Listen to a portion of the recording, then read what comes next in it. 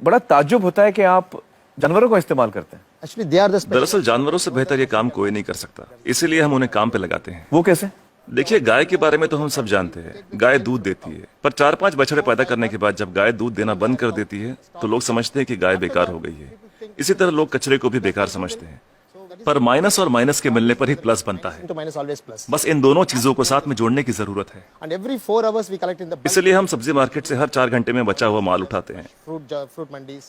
So there's कुदरत ने हर चीज के लिए वक्त दिया है, अगर उस वक्त के अंदर आप सही इस्तेमाल कर ले तो वो चीज बेकार नहीं रहती, उसमें से कुछ काम की चीज निकलती है। resource.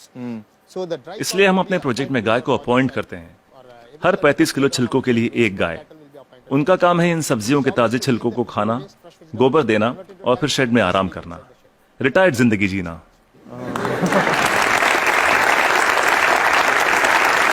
within 8 hours time, सिर्फ 8 घंटे में सारा कचरा घट के गोबर के रूप में 1/4 हो जाता है, the entire waste. और इस गोबर में काफी मात्रा में ईंधन वाली मीथेन गैस Once होती the है। dung comes out, हम तुरंत गोबर को बायोडाइजेस्टर में डाल देते हैं। इसमें से मीथेन गैस निकल जाती है और हमें बिना मीथेन के गोबर का एक घोल मिलता है। methane free cow dung slurry will come out.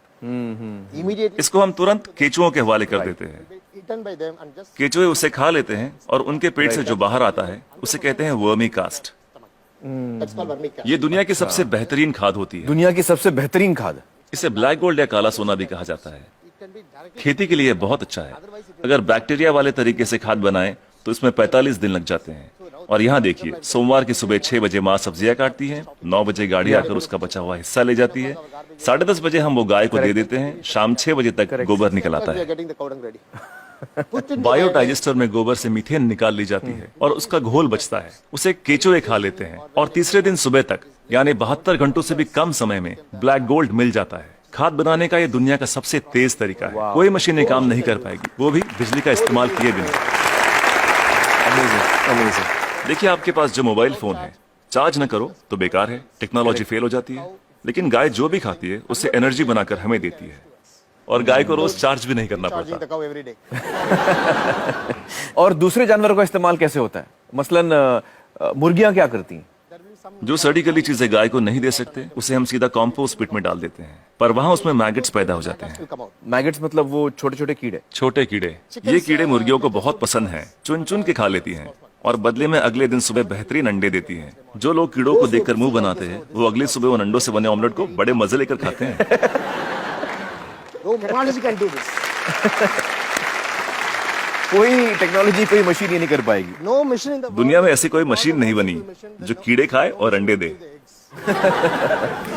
बिल्कुल ठीक, बिल्कुल ठीक। But the chicken will also लेकिन हर चीज में जहाँ कुछ खूबियां होती हैं वहाँ कुछ खामियां भी होती हैं। positive and negative. ओके।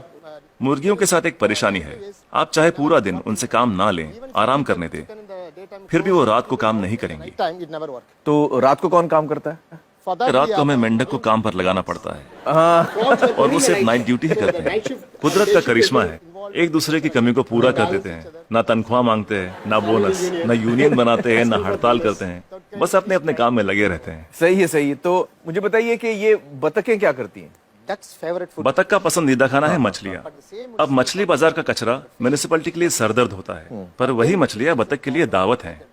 तो अगर आप हर 3 घंटे में मछली बाजार का कचरा उठा के बतखों को दे दे तो ये तुरंत हजम कर लेंगी। 15-20 मिनट में सब कुछ सफाचट, और कचरा अगले दिन बतखों के खूबसूरत अंडों में तब्दील हो जाएगा। The whole thing will be contained with beautiful eggs. Normally the ducks will lay आमतौर पर बतखें हर महीने 8 से 10 अंडे देती हैं, लेकिन जब हम उन्हें मछलियों और दूसरे नॉनवेज की खुराक देते हैं तो 24-24 अंडे देना शुरू कर देती हैं। ओह,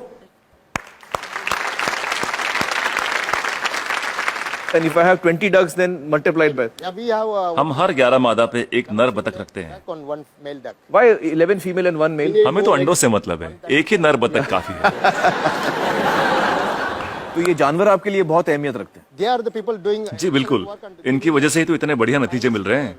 तो इस वक्त आप किसी प्रोजेक्ट पे काम कर रहे हैं? yeah, right now I'm working with Coimbatore. फिलहाल कोयम्बतूर में काम चल रहा है, डिस्ट्रिक्ट रूरल डेवलपमेंट एजेंसी के साथ।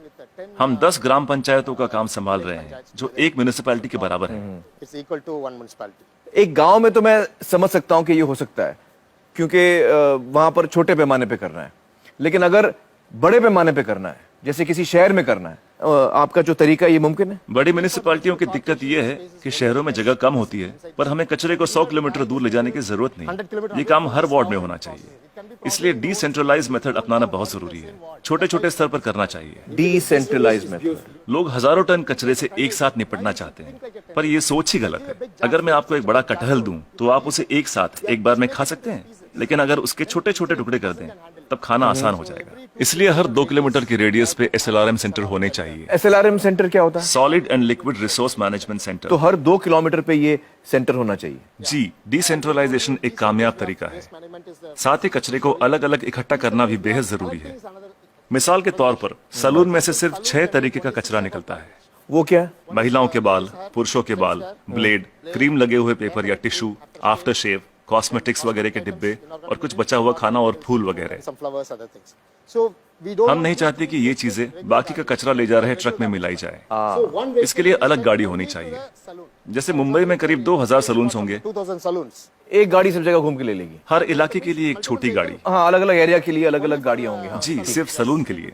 दिन खत्म होने से पहले सब बिक जाएगा।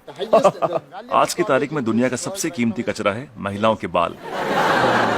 2500 रुपए प्रति किलो। वाह वाह। तो दिन भर का जो कचरा है, दिन खत्म होते होते वो इस्तेमाल भी हो जाएगा। अलग अलग इकट्ठा करें तो राज ये है, तरकीब ये है कि शुरुआत से ही मिक्स मत करो। जी, अलग अलग इकट्ठा करो और अलग अलग ही लेकर जाओ। तो आपके पास इसका पूरा प्लान है, मास्टर प्लान है? बिल्कुल है। वाह वाह। Yes, yes. तो मुझे बताइए कि ये जो आपका मॉडल है, इसमें खर्चा कितना आता है? See, this is totally self-sustaining. देखिए, ये मॉडल अपना खर्च खुद निकाल लेता है। Experience, I'm telling you. मैं अपने तजुर्बे से कह सकता हूँ कि आपके घर के हर रोज के कचरे से 3 रुपए वसूले जा सकते हैं। Garbage. मतलब आप अगर मेरा कचरा लेंगे तो आप मुझे 3 रुपए देंगे? उसे 3 रुपयों में बदल सकता हूँ 3 रुपए में तब्दील कर देंगे, बदल देंगे। और कचरा उठाने का कोई भी चार्ज लिए बिना। तो मुझे बताइए कि अगर मुंबई जैसे शहर की जिम्मेदारी आपको दी जाए कि इसको आप साफ कर दीजिए, तो आपको कितना समय लगेगा, कितना वक्त लगेगा आपको? कम से कम 18 महीने। मतलब 1.5 साल। तो मतलब 1.5 साल में आप मुंबई की काया पलट कर सकते हैं। Yes. Ji, it's possible. बिल्कुल कर सकते हैं। बहुत बहुत शुक्रिया श्रीनिवासन जी, बहुत ही कमाल के सुझाव आपने दिए हैं। बहुत बहुत शुक्रिया। Thank you so much.